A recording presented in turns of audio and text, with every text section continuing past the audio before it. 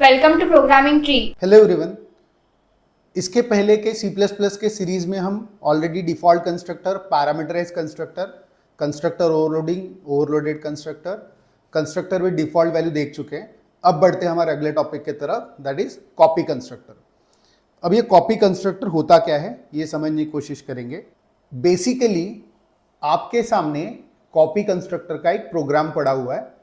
इस प्रोग्राम को समझने की कोशिश करेंगे, साथ साथ कॉपी कंस्ट्रक्टर होता क्या है ये भी समझने की कोशिश करेंगे। तो पहली चीज है कि कॉपी कंस्ट्रक्टर क्या करता है। आप किसी ऑब्जेक्ट में किसी दूसरे ऑब्जेक्ट की वैल्यू कॉपी कर सकते हो and that concept is called as copy constructor. इसका मतलब यह है कि अगर मेरे पास पहले से कोई ऑब्जेक्ट बना पड़ा है S1 और मुझे उस ऑब्जेक्ट में जो कुछ भी है वो सारा का सारा कॉपी करना है किसी दूसरे ऑब्जेक्ट में, जैसे इस केस में S2 में हो रहा है, तो उस कंसेप्ट को हम बोलेंगे कॉपी। हम ऑब्जेक्ट की कॉपी कर रहे हैं but object as is copy होगा अगर आपके लॉजिक में, प्रोग्राम में कॉपी कंस्ट्रक्टर होगा तब। तो कॉपी कंस्ट्रक्टर बनाते कैसे हैं और कॉपी कंस्ट्रक्टर काम कैसे करता है, चलिए देखते हैं। सबसे पहले हम हमारी प्रोग्राम की अंडरस्टैंडिंग की शुरुआत करेंगे क्लास से। हमने एक बनाया क्लास स्टूडेंट।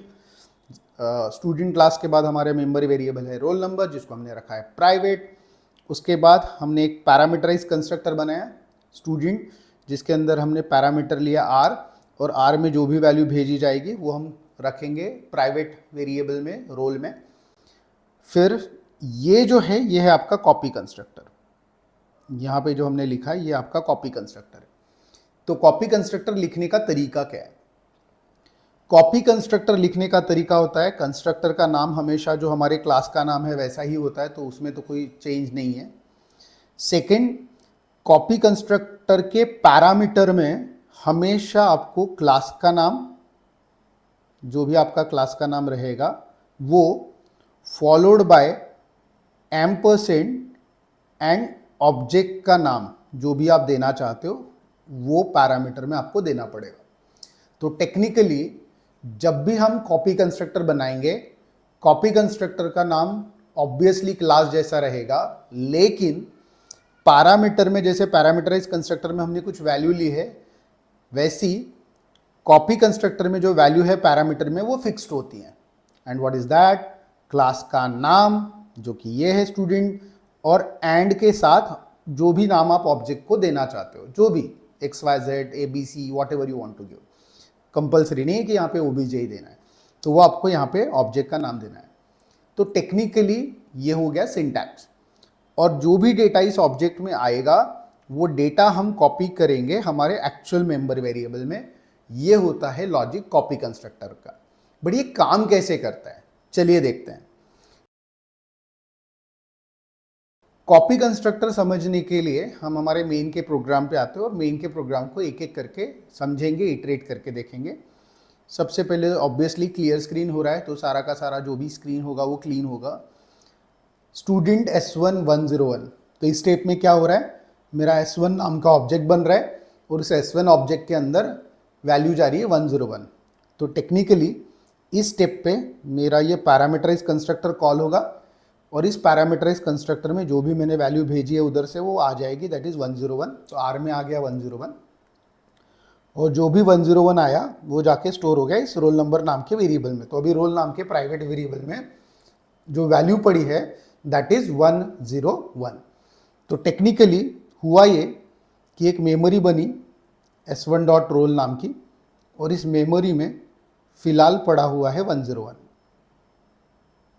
ठीक, ये हो गया हमारा एक्चुअल में इस स्टेप में कि भाई एक मेमोरी बनी S1.roll नाम की, उसमें 101 पड़ा है फिलहाल। फिर हमने सी आउट किया, roll number for S1 is print कर दिया S1.getRoll, तो इसका आउटपुट आएगा 101 बिकॉज S1 में पड़ा है रोल नंबर में 101। तो गेट रोल हमें रोल नंबर की वैल्यू रिटर्न कर रहा है और वो हम प्रिंट कर रहे हैं। तो सी आउट में आउटपुट आएगा roll number for S1 is 101। अब आते हैं अगले स्टेप पे, दैट इज कॉपी हो रहा है यहाँ पे हमारा ऑब्जेक्ट। हम कॉपी कर रहे हैं S1 ऑब्जेक्ट की वैल्यू इनटू S2। यहाँ पर हम S1 ऑब्जेक्ट की वैल्यू कॉपी कर रहे हैं S2 में। ठीक है, तो अब ये होगा कैसे, अब देखिए।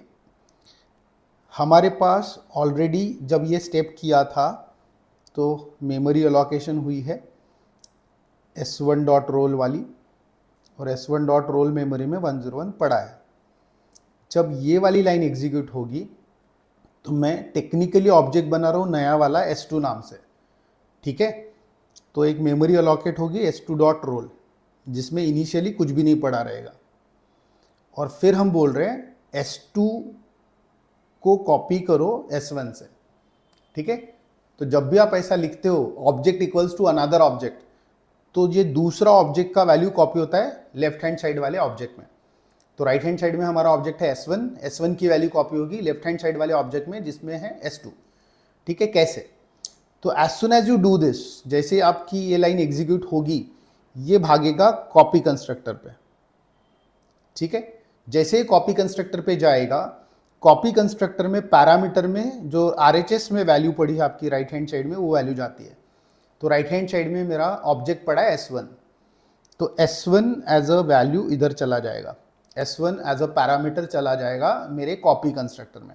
मतलब ये जो obj दिख रहा है इट इज टेक्निकली s1, ये जो obj आपको दिख रहा है this is technically s1, and जब भी मैं obj डॉट रोल बोलता हूँ it is as good as s1 dot roll, और s1 डॉट रोल में क्या पड़ा है 101, और वो 101 हम उठा के कॉपी कर रहे हैं रोल में, एंड ऑब्वियसली किसके रोल में, s2 के, बिकॉज ये कॉल किसने किया s2 ऑब्जेक्ट में।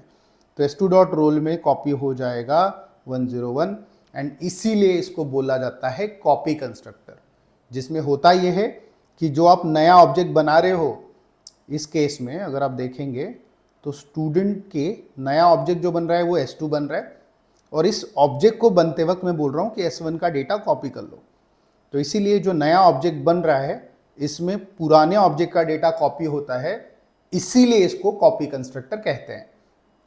अब कॉपी कंस्ट्रक्टर का थियोरेटिकल और इंटरव्यू के लिए लगने वाला अंडरस्टैंडिंग हम समझते हैं कि क्या बोलना पड़ेगा हमें जब हमें कोई पूछता है व्हाट इज कॉपी कंस्ट्रक्टर। तो copy constructor is a member function that initialises an object using another object. तो एक कंसेप्ट है जिसमें एक ऑब्जेक्ट को आप इनिशियलाइज करते हो यूजिंग अनदर ऑब्जेक्ट, ओके। तो ये हो गया आपका कॉपी कंस्ट्रक्टर का definition. A constructor which creates a object by initialising it with an object of the same class, उसको भी हम कॉपी कंस्ट्रक्टर बोलेंगे। ये रूल है कि आप यहाँ पे जब ऑब्जेक्ट दूसरे ऑब्जेक्ट से कॉपी कर रहे हो तो दूसरा ऑब्जेक्ट भी सेम क्लास का होना चाहिए, ठीक है। मेरे पास दो क्लासेस है, सपोज एक एम्प्लॉय क्लास है, ठीक है। एम्प्लॉय क्लास का मैंने ऑब्जेक्ट बनाया ई, और मेरे पास स्टूडेंट क्लास है, स्टूडेंट क्लास का ऑब्जेक्ट बना रहा हूँ एस, और मैं यस इक्वल टू ई करूंगा तो ये अलाउड नहीं है। You can not copy different class object into different class object, ठीक है। तो ये नहीं हो पाएगा, आपको सेम क्लास का ऑब्जेक्ट ही लगेगा to copy, okay. That is the second point. Copy constructor is used to initialize the member variables of the newly created object. जो नया ऑब्जेक्ट बन रहा है इसमें डेटा कॉपी करने के काम में आता है, और ऑब्वियसली हम क्या करते हैं, जो भी डेटा यहाँ पे भेजते हैं वो डेटा हम कॉपी करके नए ऑब्जेक्ट के मेंबर में डाल देता है। तो इस तरीके से कॉपी कंस्ट्रक्टर काम करता है। आप ये पूरा का पूरा प्रोग्राम यहाँ से यहाँ तक और बाद में मेन लिख के इसको प्रैक्टिकली टेस्ट करके देख सकते हैं, and it will work exactly the same way जैसे हमने इसके पहले के प्रोग्राम रन करके देखे हैं। Thank you. Thank you for watching our video. Please like, share and subscribe our channel.